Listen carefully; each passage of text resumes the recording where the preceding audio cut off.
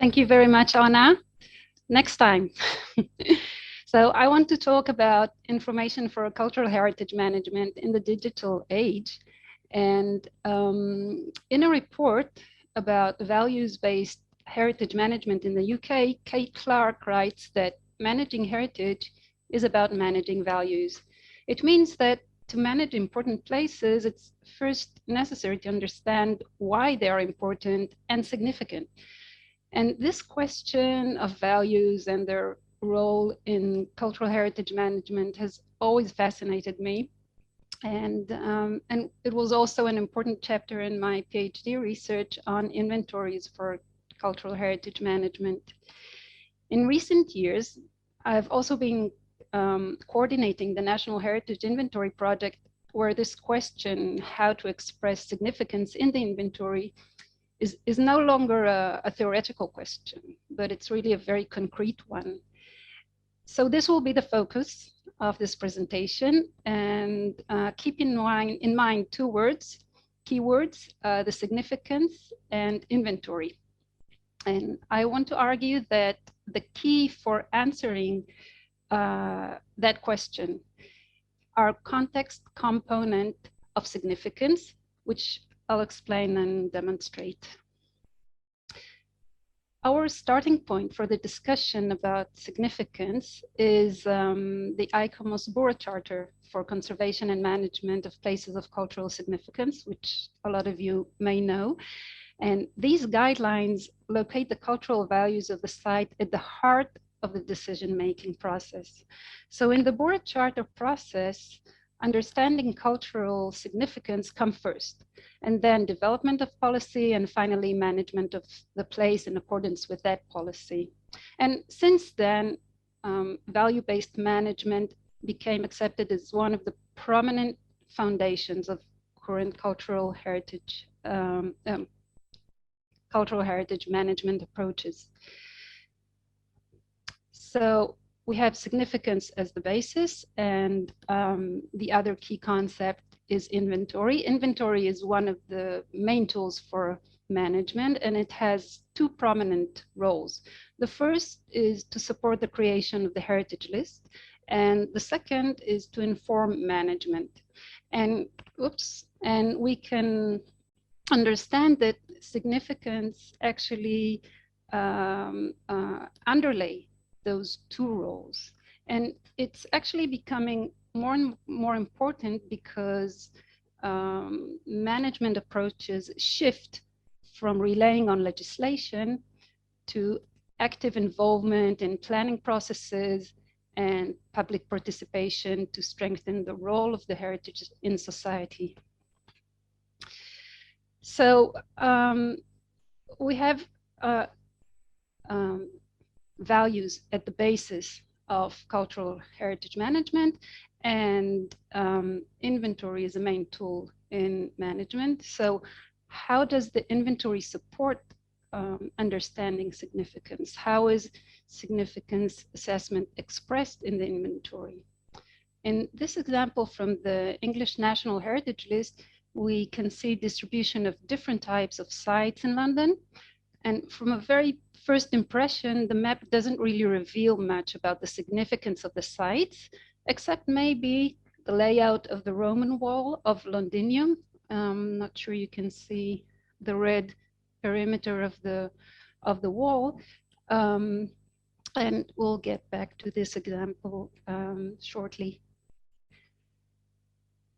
But the first step to answer the question about how is significance expressed in inventories starts with a focus on the place of the category of significance, the information category of significance in the inventory.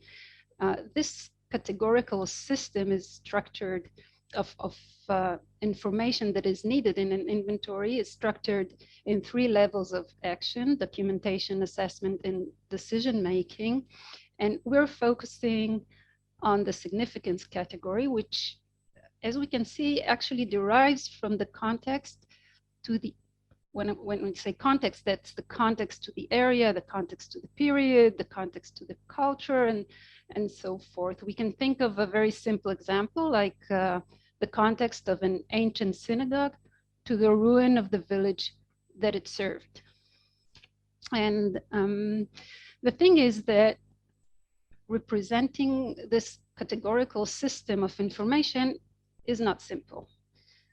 We have several problems in inventory, and already in 1993, Sharon Sullivan points out that the inventory invariably divorces places and objects from the historical and cultural context, and that we don't really represent, the inventory doesn't really represent the sites the way people think about places. And then she also warns from the dangers inherent in sampling or grading heritage, especially when seeking to conserve the best or the most outstanding, that don't preserve the sense of the place as a whole, the sense of the ambience, the landscape as a whole.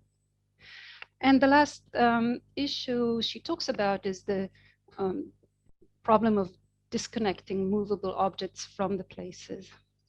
And in the, I want to go and show an example of a record of the Roman amphitheater in the English National Heritage List, which is a typical example of this problem.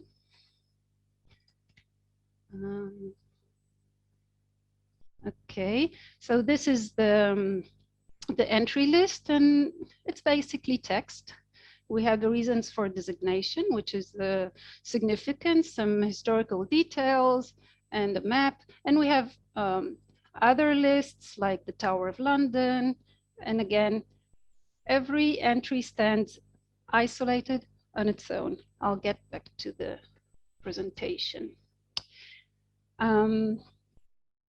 So this is just an example of the problem of inventory. So with this in mind and understanding and trying to understand how to represent significance in a more effective way, I examined the components that actually build the significance in inventory. Now, what we usually find, like the example from England, is that most digital inventories, even if they have GIS, and they're not very different than a book. It's basically text. And it doesn't have the relations that we're looking for between the resources.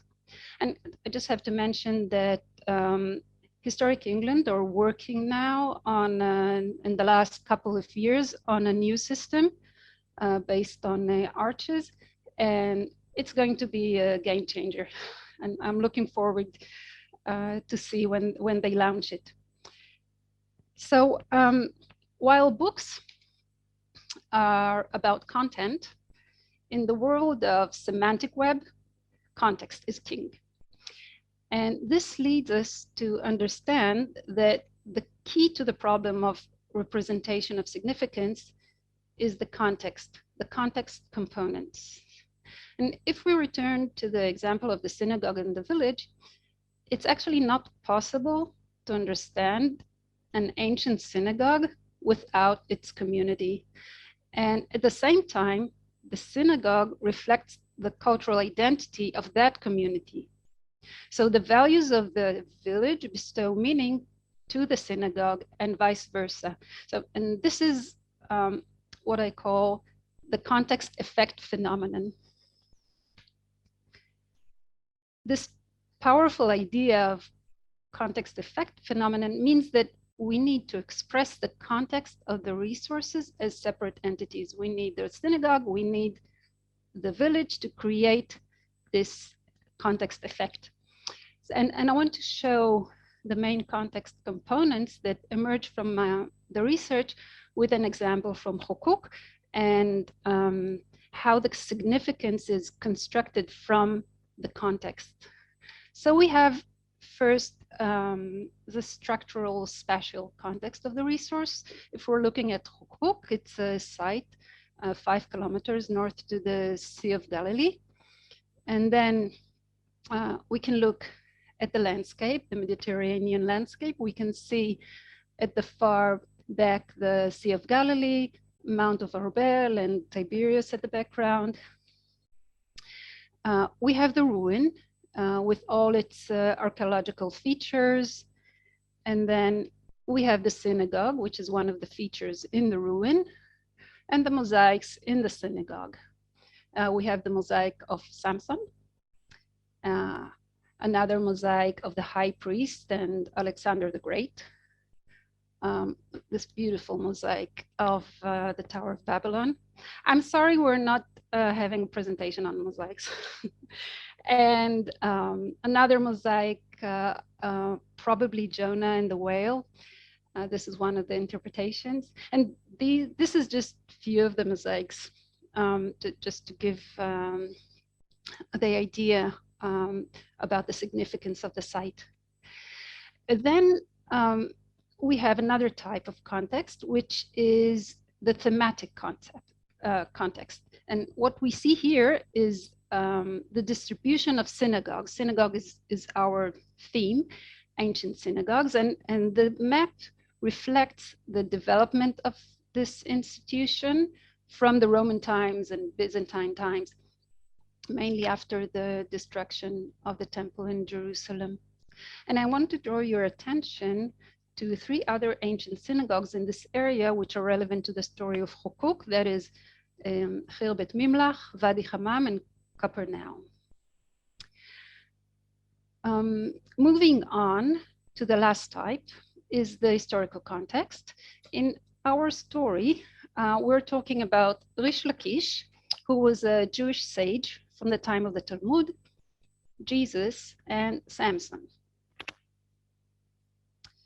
Now you're asking yourself, how do they relate? So we have listed the entities, but how do they construct significance? Well, Samson, who we already met on the Hukuk mosaic, appears also on a mosaic not far in the synagogue of Hammam. And those are rare scenes that are related probably to Jewish eschatological traditions in the area that place the heroic figure of Samson in their Arbel vicinity. But those eschatological traditions are not unique to the Bible. We also find them in the Gospels,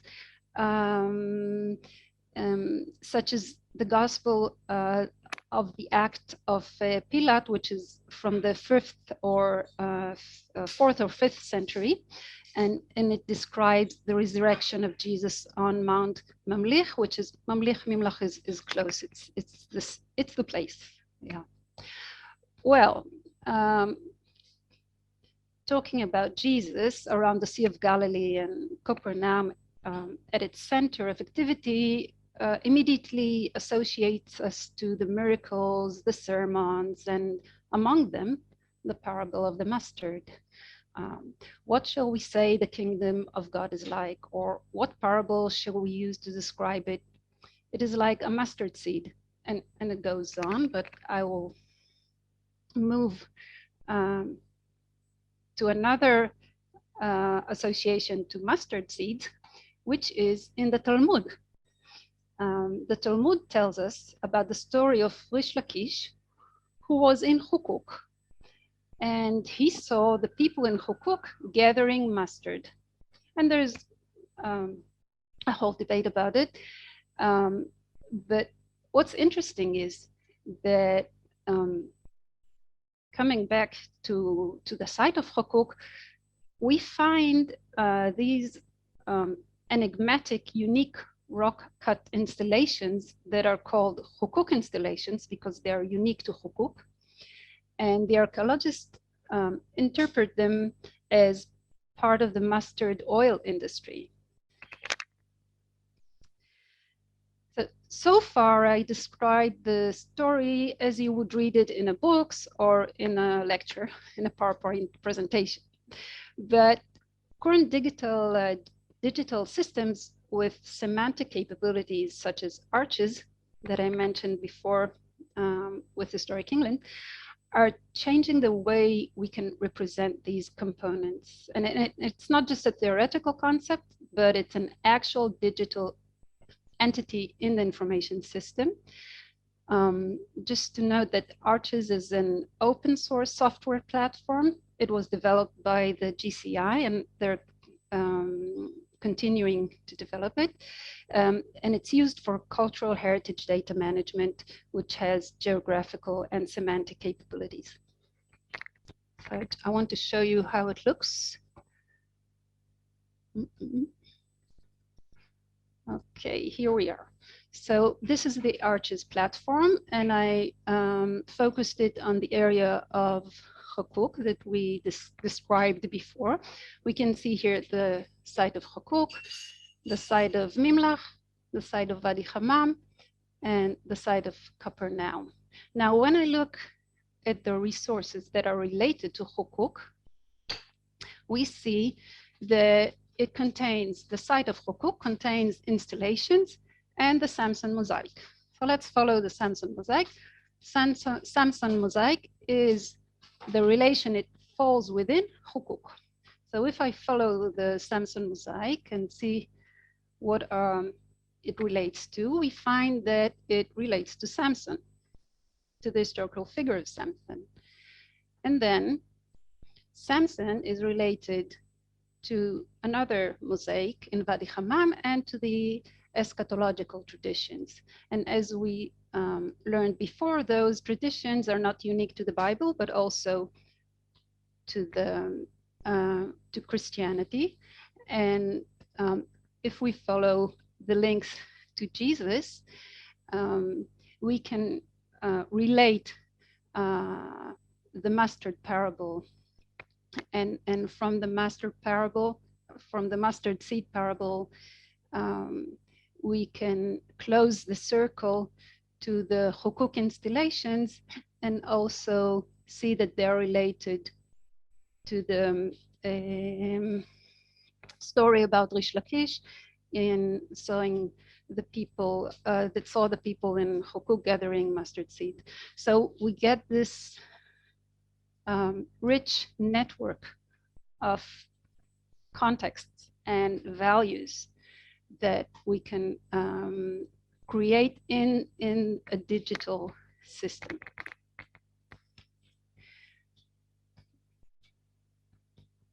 No. Okay. So this representation of significance component, it started from a mosaic, but it evolved to an entire network of meanings of the landscape. And it implies on the decision-making process and the planning of the site, starting at the synagogue and the mosaics at the center, but not only, because we look at the ruin and its cultural layers, the Mediterranean cultural landscape around it, and also the sites which relate to Hukuk, such as Khurbat Mimlach. And from this, while the focus is in Hukuk, we understand that in order to preserve the richness of its significance, we also need to manage Khurbat Mimlach, which today is unmanaged.